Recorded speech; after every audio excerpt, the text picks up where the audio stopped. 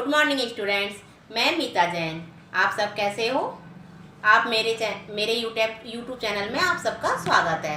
अगर आपको मेरी वीडियो अच्छी लगे तो लाइक और शेयर करें। आप सब्सक्राइब ज़रूर करें और उसके बगल में जो बेल है, घंटी है, उसे ज़रूर बजाएं ताकि आपको मेरी वीडियो की नोटिस मिलती रहे। हम पढ़ रहे हैं क्लास 4 हिंदी चैप्टर 2 जैसा सवाल वैसा जवाब। इसमें एक मज़ेदार कहानी है जो हम पढ़ेंगे। बादशाह अकबर अपने मंत्री बीरबल को बहुत पसंद करता था। बीरबल की बुद्धि के आगे बड़े बड़ों की भी कुछ नहीं चल पाती थी। बादशाह अकबर अपने मंत्री बीरबल को बहुत अधिक पसंद करता था क्योंकि उसकी बुद्धि के आगे बड़े बड़े भी फेल थे। इसी कारण कुछ दरबारी बीरबल से जलते थे। वे बीरबल को मुसीबत में फंसाने के तरीके सोचते रहते थे। अकबर अपने मंत्री बीरबल को पसंद करता था, इस कारण उस राजा के अनेक दरबारी और थे, वो बीरबल से जलते थे क्योंकि उनको लगता था कि महाराज बीरबल के अलावा और किसी पर ध्यान नहीं देते। वो बीरबल को मुसीबत में फंसाने के अलग अलग तरीके सोचते रहते थे। इसी तरह अकबर के एक खास दरबारी ख्वाजा सरा को अपनी विद्या और बुद्धि पर बहुत अभिमान था। अकबर का एक दरबारी था ख्वाजा सरा, उसको अपनी विद्या और बुद्धि पर बहुत अधिक घमंड था। अभिमान माने घमंड।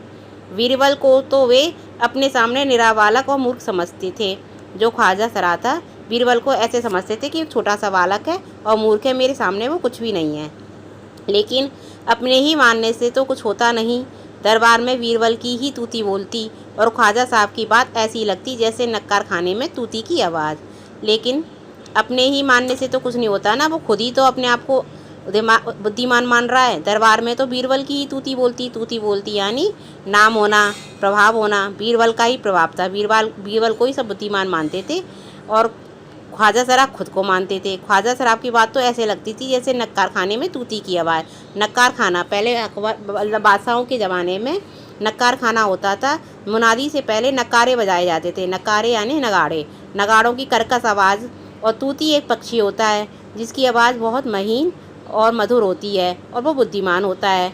जब यहाँ तूती बोलती है, इसमें तो तूती शब्द का प्रयोग किया गया है एक बुद्धिमान प्रभावशाली व्यक्ति के लिए, और यहाँ तूती की आवाज़ का प्रयोग किया गया है कमज़ोर। जैसे नक्कार खाने की कर्कश आवाज़ ताकतवर को प्रदर्शित करती है और तूती की आवाज़ कम ताकतवर, यानी ताकतवर के आगे कमज़ोर की नहीं चलना। या फिर समझदार व्यक्ति की बात कम ताकतवर व्यक्ति की बात सामान्य व्यक्ति हो, उसकी अक्लमंद बात को पर भी ध्यान नहीं दिया जाता है।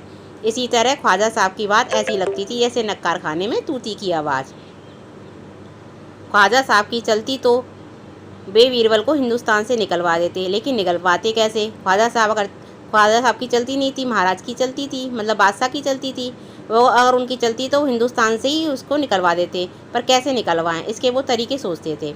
एक दिन ख्वाजा ने बीरबल को मूर्ख साबित करने के लिए बहुत सोच विचार कर कुछ मुश्किल प्रश्न सोच लिए। उन्हें विश्वास था कि बादशाह के उन प्रश्नों को सुनकर बीरबल के छक्के छूट जाएंगे। एक दिन ख्वाजा साहब ने कुछ प्रश्न सोचे और बादशाह के पास पहुंच गया। उसको लगा कि बीरबल इन सवालों के जवाब नहीं दे पाएगा और वह लाख कोशिश करके भी संतोषजनक उत्तर नहीं दे पाएगा। फिर बादशाह मान लेगा कि ख्वाजा सरा के आगे बीरबल कुछ भी नहीं है। फिर बादशाह ख्वाजा सरा को बीरबल से अधिक बुद्धिमान समझ लेगा। ख्वाजा साहब अचकन पगड़ी पहनकर दाढ़ी सहलाते हुए अकबर के पास पहुँचे और सिर झुकाकर बोले, बीरबल बड़ा बुद्धिमान बनता है, आप भी उसकी लंबी चौड़ी बातों के धोखे में आ जाते हैं। मैं चाहता हूं कि आप मेरे 3 सवालों के जवाब पूछकर उसके दिमाग की गहराई नाप लें। उस नकली अकलवादुर की कलई खुल जाएगी। ख्वाजा साहब अचकन पगड़ी पहनकर और अपनी दाढ़ी को सहलाते हुए अकबर के पास पहुंच गए और उन्होंने कहा, बीरबल तो अपने आप को बहुत बुद्धिमान समझता है और आप उसकी बातों में आ जाते हैं। मेरे अगर 3 सवालों को जवाब दे दे तो मैं जानूँ। अगर वो 3 सवालों के जवाब नहीं दे पाएगा तो वो बुद्धिमान नहीं है। 3 सवालों के जवाब देने से देगा या नहीं, उसी से पता चल जाएगा कि वो कितना बुद्धिमान है। कलई खुल जाएगी यानी राज खुल जाना। ख्वाजा के अनुरोध करने पर अकबर ने बीरबल को बुलाया और उनसे कहा, बीरबल परम ज्ञानी ख्वाजा साहब तुमसे 3 प्रश्न पूछना चाहते हैं। ख्वाजा के कहने पर अकबर ने बीरबल को बुलाया और ख्वाजा ने जाकर बीरबल से कहा कि तुमसे 3 प्रश्न पूछना चाहते तो उनके उत्तर दे सकोगे कि नहीं। बीरबल बोला, जहाँ पना जरूर दूंगा, खुशी से पूछें। ख्वाजा साहब ने अपने 3 सवाल लिखकर बादशाह को दे दिए और अकबर ने बीरबल से ख्वाजा का पहला प्रश्न पूछा, संसार का केंद्र कहाँ है? बीरबल ने तुरंत उत्तर दे दिया।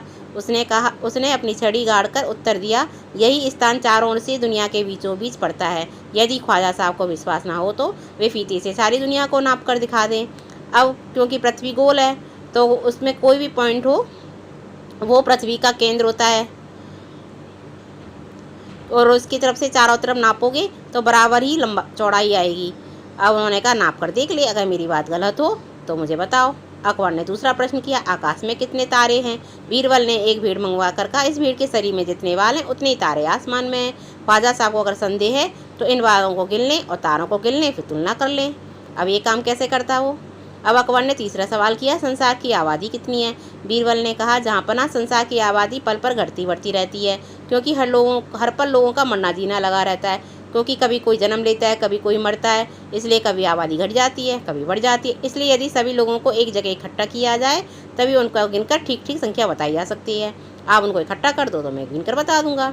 बादशाह तो बीरबल के उत्तर से संतुष्ट हो गया, लेकिन ख्वाजा साहब नाक मुँह सिकोड़ कर बोले। नाक मुँह सिकोड़ना मतलब पसंद आना। उनको इनके जवाब पसंद नहीं आए। ऐसे गोल मटोल जवाबों से काम नहीं चलेगा जनाब। बीरबल बोले, ऐसे सवालों के ऐसे ही जवाब होते हैं, पहले मेरे जवाबों को गलत साबित कीजिए तब आगे बढ़िए। बीरबल ने कहा, ऐसे सवालों के जवाब इसी प्रकार होते हैं, आप मेरे सवालों के जवाबों को गलत साबित करके बताएं, तभी हम आगे बात करेंगे। ख्वाजा साहब से फिर कुछ बोलते नहीं बना। ख्वाजा साहब उसके सवालों के जवाबों को गलत साबित नहीं कर पाया, इसलिए वो चुप हो गया। इसलिए इस कहानी का शीर्षक है, जैसे जवाब सवाल वैसे जवाब। अब हमने आ रहा ये चैप्टर पूरा हो गया। अब हम अगली वीडियो में इसके प्रश्नोत्तरों पर डिस्कस करेंगे। आपको अगर मेरी वीडियो पसंद आए तो लाइक और शेयर करें और सब्सक्राइब ज़रूर करें।